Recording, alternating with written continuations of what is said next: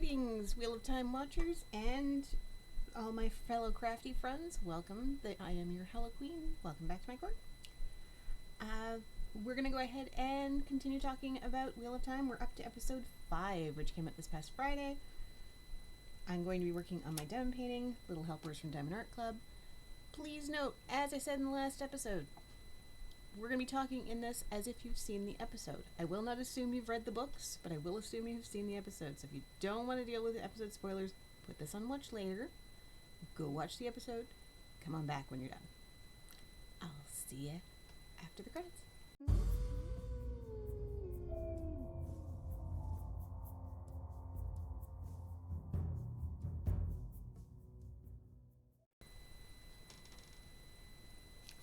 Okay, so I'm going to try to avoid book spoilers. Try. But the further on we get, the more we're diverging from the books, so I am going to probably be mentioning some things as they come up. But they won't spoil things that are going to happen later in the series. I hope.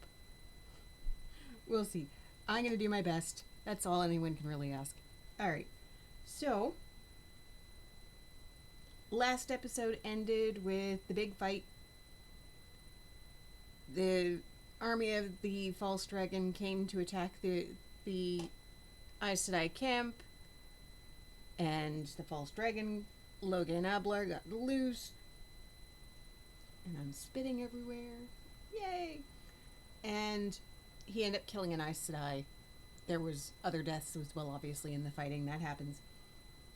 But the Aes Sedai was the most shocking part.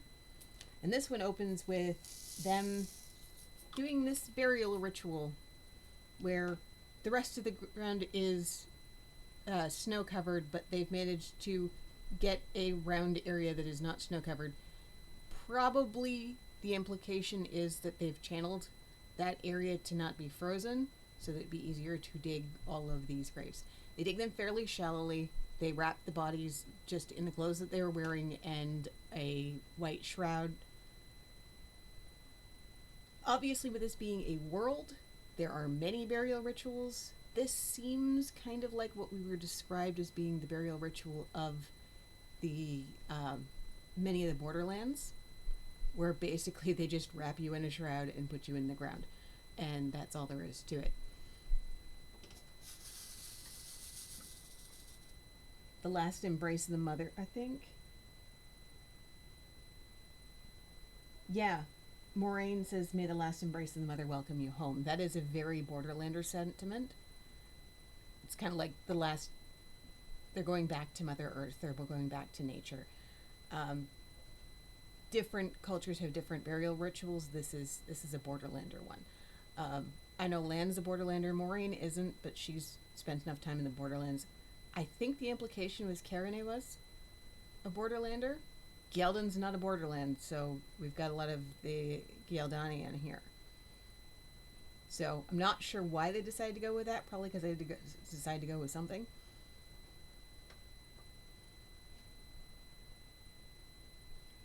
One thing that's interesting is the whole concept of he will bring her ring back. That's not something from the books, but I think they're putting a lot more emphasis on the ring as being the symbol of Aes Sedai, because in the books, the symbol of Aes Sedai was the ageless face, which is really hard. You can say this person has an ageless face in a book, but that's a lot harder to show in a visual medium.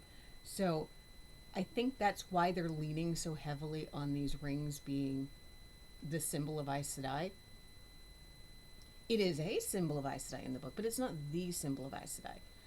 In the books, once you've been working with the power for a while as an Aes Sedai, you gain sort of this agelessness to your features where the smoothness of your cheeks don't quite match the wisdom in your eyes kind of thing. It's very nebulous. It would be very difficult to depict on screen, so I think that's why they've decided to do that. But in this case, he's taking her ring. And I meant to check the end of the episode before and the start of this episode again, because when he's taking the ring and he's putting it on the thong for around his, on the leather thong around his neck, the stone's gone. And I wanted to sort of pinpoint when that stone went, because as I've said before, there were no stones in these rings in the book. They were just a round gold ring with the serpent biting its own tail. There were no stones. So I'm wondering where the stone went and why, if that has deeper implications. I'm also a little curious how they're going to do some stuff with how the Aes Sedai advance later on, because that ring isn't given in the books to a full Aes Sedai. It's given to a novice Aes Sedai, which we're told is what they want Nynaeve to become. She wants to be a novice Aes Sedai, when she is raised from novice to accepted. Accepted are not Aes Sedai. They are still students, but they are more senior students. So I'm wondering how they're going to handle that. Because a full Aes Sedai,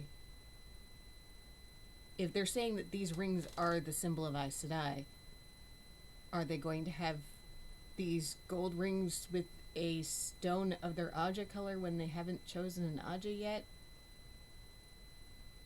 I don't know. I don't know how they're going to do that. We'll figure that out. It's really not important right now. My tangent. Then there's a 1 month time skip. I'm not sure about that. Yeah, like, this is a big world, so it does take a while to travel. But a 1 month time skip. Okay. And Matt and Rand are part of this group that's traveling. Matt barks at this little boy who's passing him by, and I think the implication is that either he knocked him over or he scared him and that knocked him over, which is really out of character. We've seen what Matt's like around kids. And he's claiming he's fine. He's just cold and tired. They've been traveling without a warm bed for the last month, and this all sucks and I don't like it. And then Rand recognizes the mountain. Now, I think in the first episode, in the first video I put up before the show aired, I talked about the dragon. I'm not sure if I talked about how he died. In the book, the opening prologue to the books, the dragon, Luce Theron Telemann, who was the original dragon from the Time of Madness, the one that led the 100 Companions who sealed the Dark One off, was absolutely batshit crazy in his house, and he finds out that in his madness he has managed to kill everyone that he loved. His family, his children, his friends, his beloved wife. And in that horrible lucid moment where he's made to understand what he has done, he commits suicide and he raises Dragonmount, which is the volcano that we see next to Tarvalon. That act of suicide raised Dragonmount, and also as a byproduct also created the island of Tarvalon in the middle of the river. And it was sometime after that that Tarvalon was founded as the seat of the Aes Sedai.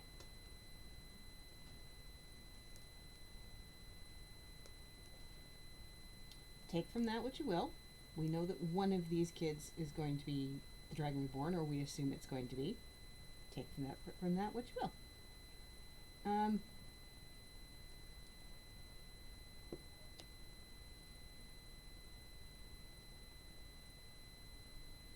So they go into Tarvalon, which is new, because in the books they did not go to Tarvalon together. They both did go to Tarvalin, but at different times, and definitely not in the first book, which we're still in. But I think Tarvalin is taking the place of Caemlyn, which is the first city that these boys actually get to, the first big city these boys get to see, which is the capital of Andor.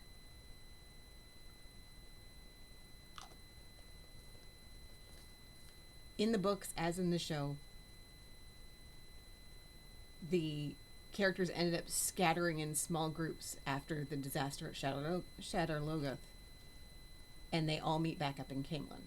So it looks like Tarvalin is now replacing Caemlyn in this particular instance. So these boys are sort of puttering around Tarvalin. They don't know where they're going. They talk about going to an inn whose proprietor was an old friend of Tom's. That's directly from Caemlyn. Tom did know an innkeeper in Caemlyn named Basil Gill. And a lot of the story beats that happened in Caemlyn are now happening in Tarvalin. So, okay, fine. It's a different city, but it'll work out the same. But we can definitely tell from Mep's change of demeanor and everything else that he is not well. He looks like a dead man walking. He is not well. Whatever is going on with him is not cool. He's not well. He's not himself. Rand's clearly worried about him for good reason.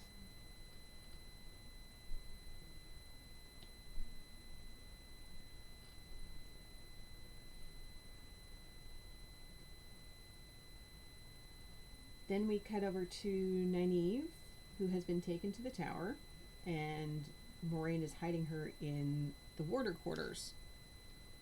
Trying to go, it's like, look, you did something that all of the sisters are going to want to be talking to you about, so I think it's probably best if you lie low while I figure out what the heck's going on here. And Nynaeve is not Moraine's best friend. I don't know if you've noticed that. And she goes, well, maybe they should all be worried about me. It's like, there's several reasons why Moiraine wants to get the lay of the land. A new novice may be one of them.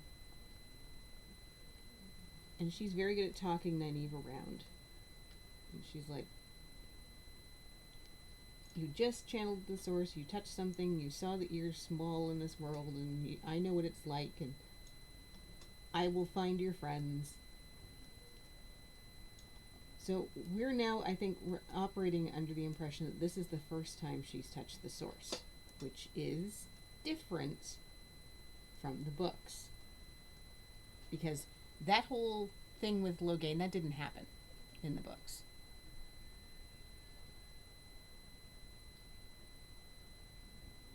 They knew Nynaeve was very strong, but they knew Nynaeve was very strong because they could feel her strength. A woman can feel the strength of a woman who can channel. But we're in a visual medium, and this is far more fun. So, okay. For the visual medium.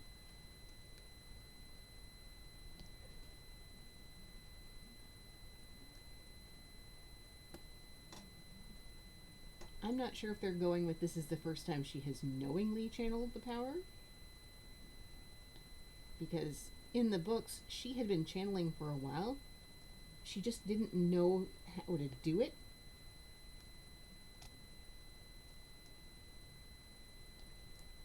It came to her only sporadically.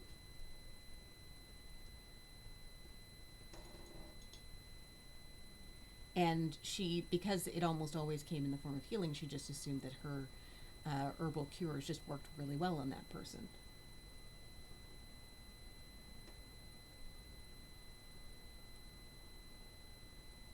So I'm not sure what exactly they're going with here, but we shall see.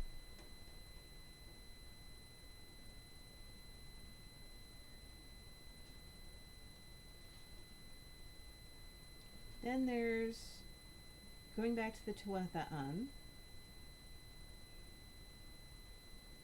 And they run the Tuatha'an with Perrin and Egwene. They run into the White Cloaks again.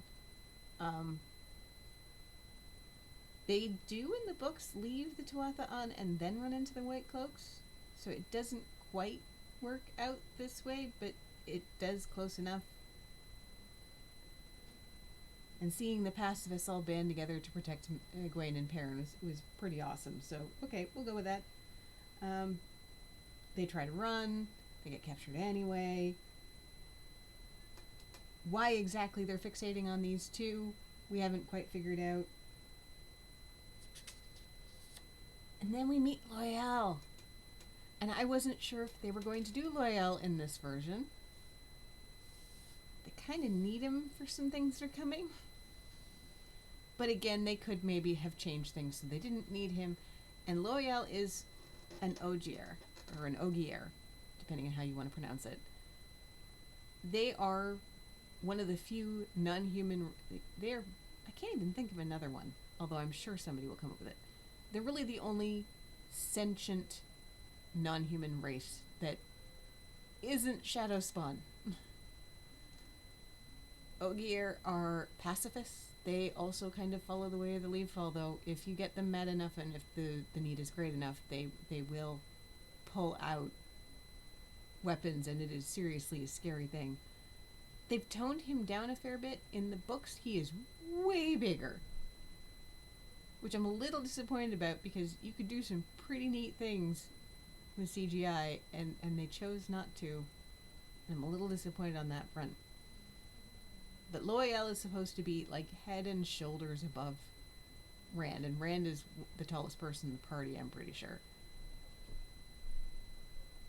And he's thick and solid of build, which you do kind of get that across.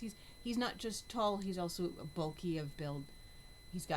They talk about his fingers being like the width of sausages and stuff like that a lot. He's just built bigger than humans are.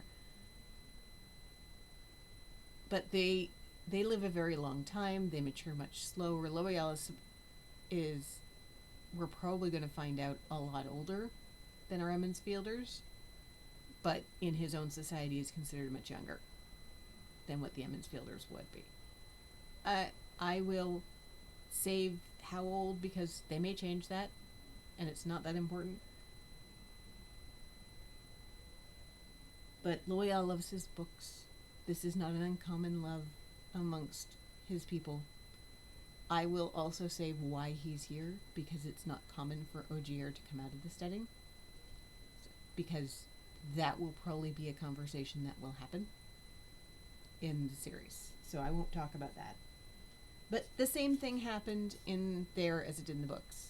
Except for in the books, it was in the Queen's Blessing in Camelin and not random in Tarvalon. Meets up with Loial, freaks out thinking he's a Trolloc at first, and then goes, okay, no, you're not a Trolloc. You're what? You're an Ogier. Okay. And Loial mistakes Rand for an Aielman. Not. Yeah, I think he's the first, but he won't be the last.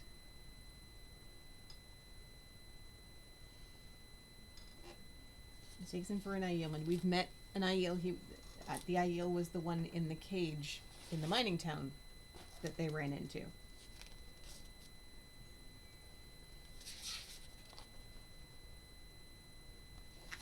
Okay.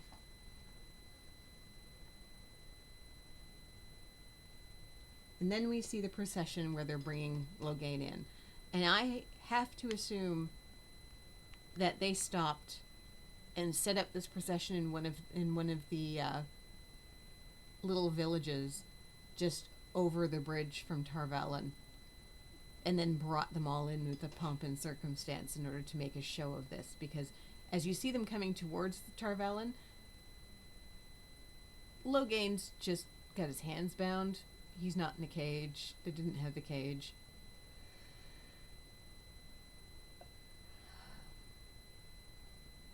They didn't have him in the wagon or anything. But once they get to Tarvalon, then they have to get the pomp and circumstances, have the whole parade thing going on so they can make it seem like, yes, they're going to go and take him to justice and have him gentled properly. Which, hey, maybe that's the way it actually went down in the books, and the whole thing about him being gentle on the road was just the whole thing about him being gentle in the tower was a sham. He'd actually been gentle on the road before then. That's not ever anything discussed in the books, but maybe that's the way it happened. We didn't see it. The thing that got me was the green saddle with the boots tied to it of Karene's. The people of Tarvalin react to that with dismay. So that must be some sort of universal symbol that was a Green Sister's saddle, and the fact that we're only bringing home her boots means that an Aes Sedai fell.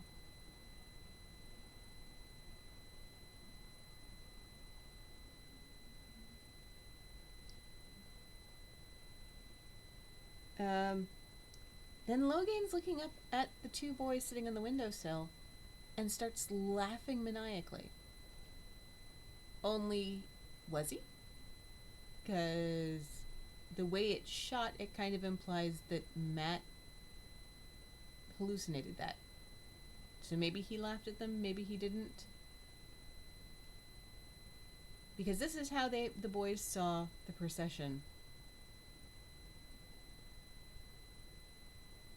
before, was they just happened to be watching as it went through Camelin. And Logain did look up at the boys, one of the boys, and laugh. We don't find out till much later why that happened. And I'm not going to tell you which one of the boys it was, because only one of them saw the procession.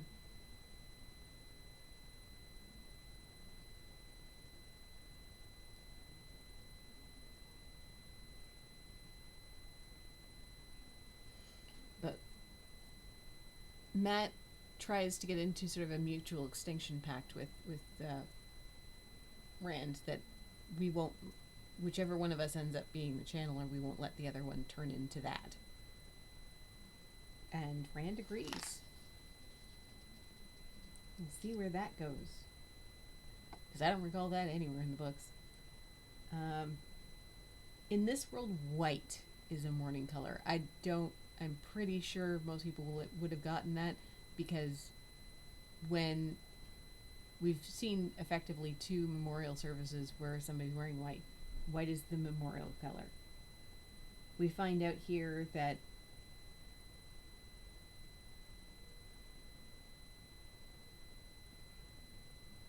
Stepin, Karene's warrior, is in a lot of pain. Olenna has offered to bond him in the hopes that bonding him will help alleviate his suffering, because the bond, having broken from his Aes Sedai being killed, is very painful. But Stepin seems to be of two minds about it. He doesn't like the idea.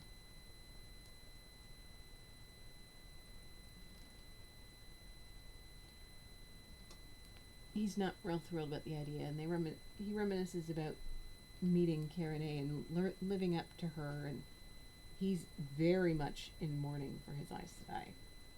And he does this ritual where he brings the ring, which again is missing the stone, and I don't know when that happened, back to this brazier where it gets melted down, presumably to make more rings for future sisters.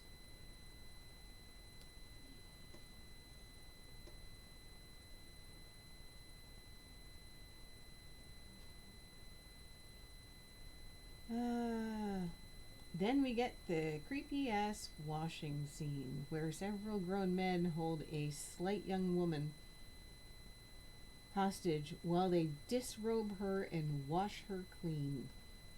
Ugh. So creepy. This I do not recall ever being a thing that happens in the books. I don't know why we need to have it here, other than to drive home the children of the light are evil. And she is brought to Imanvolda, who is not a nice person. He seems to be convinced that she's a channeler. And and that the light has brought her to him for a second time for a reason.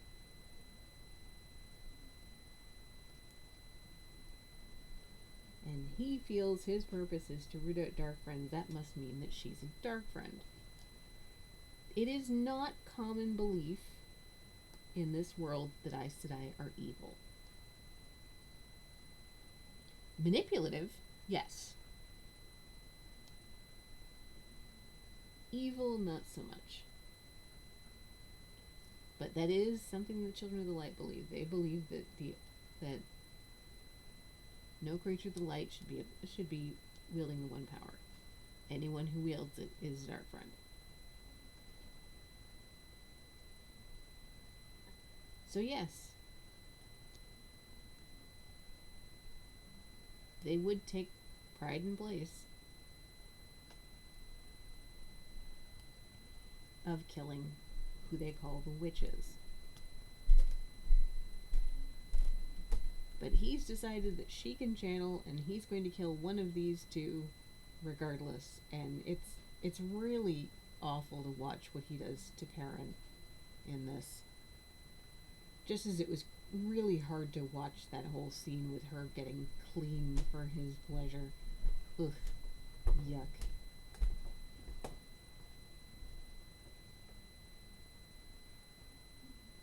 I'm not sure why we had to do this. They did have a run-in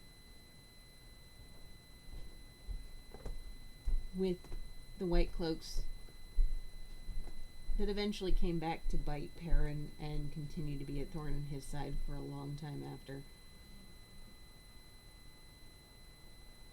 But it had to do with the wolves. And you'll notice that when Perrin's screaming in pain in these circumstances, his eyes glow golden.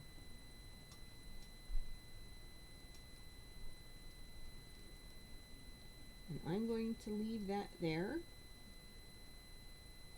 When they finally do get free, he manages to break himself free, which Amon Valda kind of loses his shit on. And then Egwene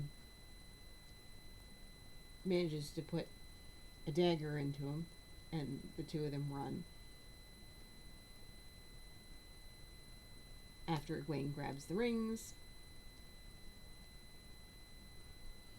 And the wolves are taking out the White Cloaks, and they're both freaking out, going, "Oh my god, the wolves are gone rabid. They're attacking people. They're gonna attack me." But Perrin takes a moment, and there's a snarling wolf in front of them, and Perrin's like, "No, they're not gonna hurt us. It's okay." And Egwene's going, "The fuck?" But all right.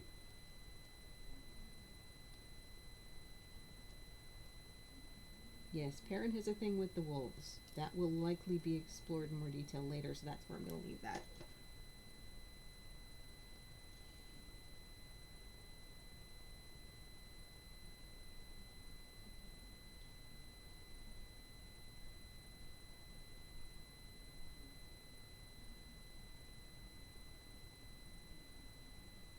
Oh, and Perrin tries to get Egwene to let Amon Valda kill him by confessing the fact that he accidentally killed his wife. Which Egwene's like, no. That's not, no, that was an accident. It's horrible, and it may take you the rest of your life to come to terms with that, but that was an accident. You don't deserve to die because of that.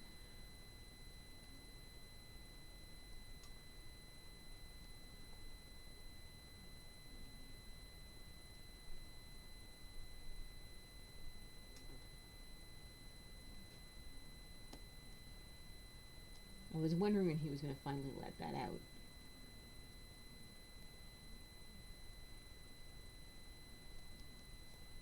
That poor guy. Gone through shit.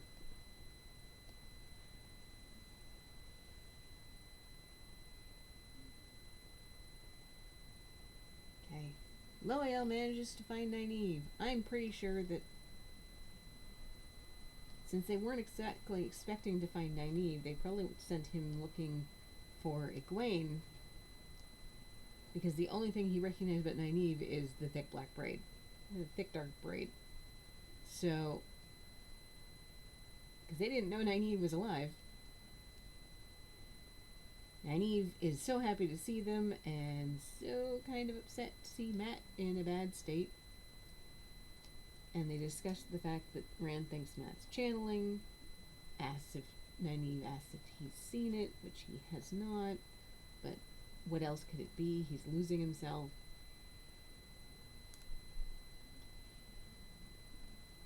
And Nynaeve starts talking about how she's sure that when the others get here, we're not going to involve the Aes Sedai.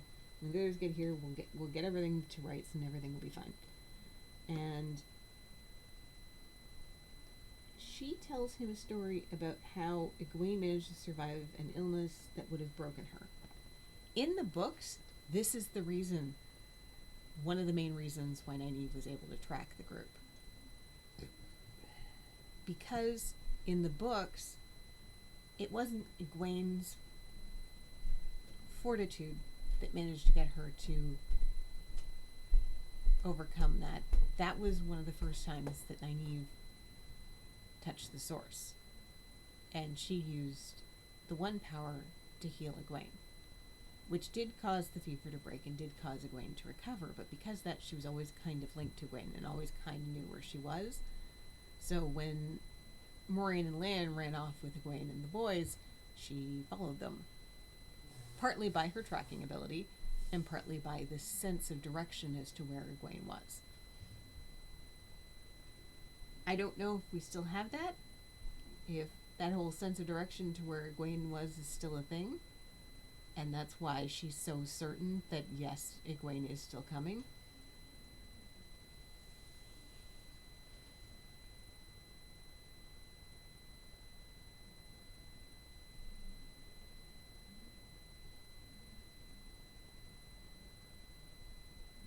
They don't say that.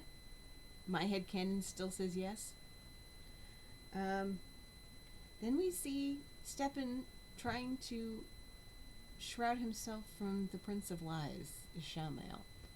Now, the Forsaken they're not gods. What they are men and women who sold their souls for immortality, as was told. Those 13 Forsaken were trapped with the Dark One in the boar. They are immortal.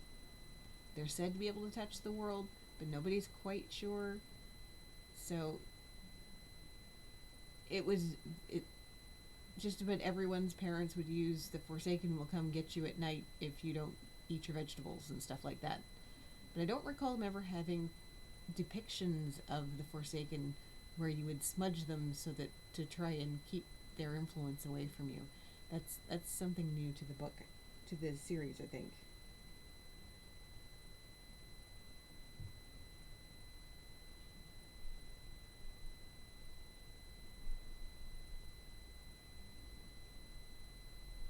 That's kind of new. Then we have Alana and Moiraine having a friendly, chummy moment while Alana's eating a fruit. I had a bit of heart failure at first. I think it's supposed to be a persimmon that she's eating. It might be an apple, but I think it's supposed to be a persimmon that she's eating. But on first blush, it looked like a peach. And peaches in this world are poisonous. So that kind of jumped out at me as like, what are they? Oh, no, yeah, maybe that's not supposed to be a peach. Lana talks about the fact that Liandrin's gaining strength politically in the tower, and that the Emerald seat is not happy with her, so she has two enemies she's going to have to walk carefully around. And then after she leaves, Moiraine opens this window thingy above the fireplace, and it looks like it's a perspective out on a woman who's looking away from the camera through arches, and it just looks like arch after arch. It looks very infinite almost. I'm not sure what that's supposed to be. It's clearly important because they took the importance of opening this thing up to show it to us. So I don't, but I'm not sure what it's supposed to be. Then Steppen and Lan's offered to kind of babysit Steppen because Steppen is still kind of irrational and drunk and grieving, and so the other warders are kind of taking it in turns to keep an eye on him so he doesn't do anything stupid. And they're chatting back and forth and everything else. And the next thing we notice, Lan waking up out of a drugged stupor, realizing that he's been drugged, realizing what that means, and there's a dagger missing from the array of daggers that was sitting above a hearth. And he knows, and he runs to find Steppen having killed himself. And then we have this ceremony. What exactly it's supposed to be? It's clearly a ceremony of mourning. It must be something specific either to the Borderlanders or to warders. But it's not something I recognize. If you guys know more about that, please let me know. It was powerful and it was moving, and Lan was very upset that he feels like he failed somebody he considered a friend and a fellow ally. So it was pretty sad. So all in all, we've got a lot of differs from the book. We've got a lot of similarities. There's some tangents I don't want to go down because I don't know how they're going to be handled.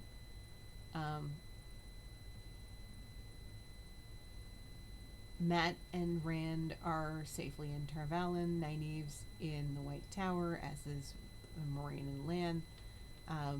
Perrin and Egwene have escaped the White Cloaks, and the White Tower is kind of a hard icon to miss, so presumably they can find their way to a bridge to get over into the White Tower.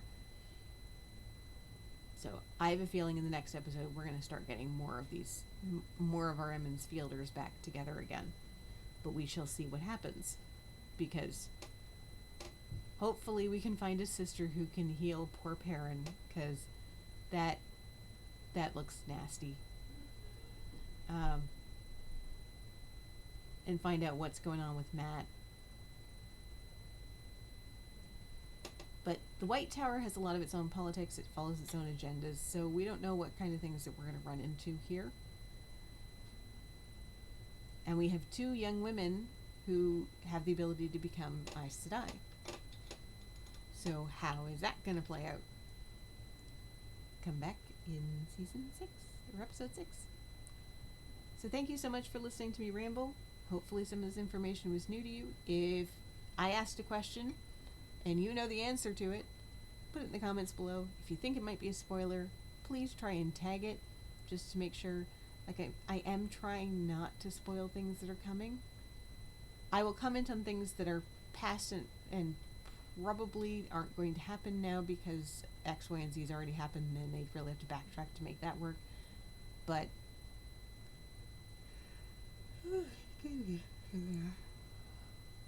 so what are your thoughts? How is the Wheel of Time going for you? For me, I'm pretty good with this adaptation. On the whole of TV adaptations from book to screen, we're still doing pretty good. I don't think that we're in early season Game of Thrones territory. But then so long as we stay where we are and don't digress into what became late season's Game of Thrones territory, I think I will be enjoying it. We shall see. Things do keep differing the further we get from the start. But until next time, stay safe, stay healthy, and keep it spooky. Bye, guys.